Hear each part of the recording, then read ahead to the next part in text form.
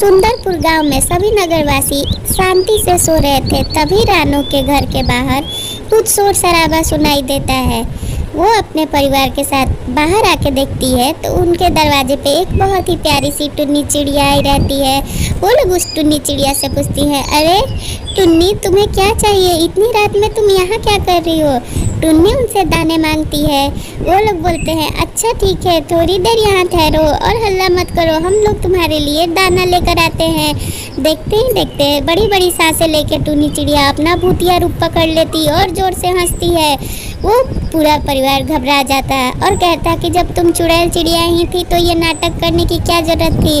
अगर तुम अपने इस रूप में भी आके हमसे दाना मांगती तो हम लोग तुम्हें दाना दे देते। तुम अच्छी चिड़िया बन के क्यों आई? आजकल तो भलाई का ज़माना ही नहीं है। अब से कोई किसी पे भरोसा भी नहीं करेगा। अगर तुम लोग यहाँ भूखे भी आके मर जाओ तो हम लोग घर से बाहर नहीं निकलेंगे। उन लोगों की बात सुन के भूतिया चिड़िया कहती है, अरे मूर्खों, तुम लोग घबराओ मत, एक मिनट रुको, मैं तुम्हारे सामने अपने असली रूप में आती हूँ। देखते ही देखते वो इच्छाधारी नागिन बन जाती और कहती है कि तुम्हारी अच्छाई से ये नागिन खुश हुई। बताओ तुम्हें क्या शक्ति चाहिए? वो लोग कहते हैं कि हमारे गांव में अब क्या ही आपसे मांगे कि छोटे छोटे बच्चे जब मजदूरी कर रहे हैं तो हमारे गांव का विकास ही क्या होगा? अब हम लोग इसके आगे क्या मांग सकते हैं? तभी वो इच्छाधारी नागिन कहती है कि हम लोग तुम्हें शक्ति देना चाहते हैं। हमारे नाग लोग से बहुत सारे नाग नागिनाएँ हैं जो कि यहीं आसपास में है, वो तुम्हें दिखाई नहीं देंगे। मैं उनकी राज रानी हूँ, उन नाग नागिनों की। तो तुम्हें मैं अपने जादुई शक्ति से ये वरदान देती हूँ कि तुम लोग जो चाहोगे अपने गांव में पूरा कर सकोगे। वो लोग कहते हैं, क्या ये सच है कि हमारे पास ये जादुई शक्ति आ जाएंगी?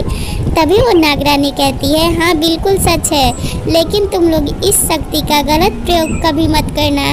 वो लोग कहते हैं, अरे नहीं नहीं, हम लोग कभी गलत प्रयोग नहीं करेंगे। हम लोग अपने गांव को विकसित गांव बनाना चाहते हैं, ना सिर्फ हमारे गांव को, आसपास के गांव को भी। वो लोग अपनी इन शक्तियों को इस्तेमाल करना चाहते थे। वो लोग नागरानी से कहते हैं कि क्या हम लोग अपनी शक्तियाँ गांव को बच्चों के सामने इस्तेमाल कर सकते हैं? उनको नागरानी समझाती है कि अगर तुम लोग अपनी शक्तियों का गलत इस्तेमाल किए तो फिर तुम्हारी शक्तियाँ नष्ट हो जाएगी और साथ साथ तुम्हारा पूरा परिवार भी। वो लोग घबरा जाते हैं कि कहीं उनसे कोई अनजाने में कोई गलती ना हो जाए। वो लोग थोड़ी देर सोच में पड़ते हैं। तभी नागरानी कहती है, देखो, तुम लोगों को अगर शक्ति इस्तेमाल करना हो तो आपस में मिल बांट के बातें करना और फिर जाके शक्तियाँ इस्तेमाल करना, कभी लड़ाई मत करना, और ये बात तुम तीनों तक ही रहने चाहिए। देखते ही देखते वहाँ सवेरा हो जाता और नागरानी गायब हो जाती है।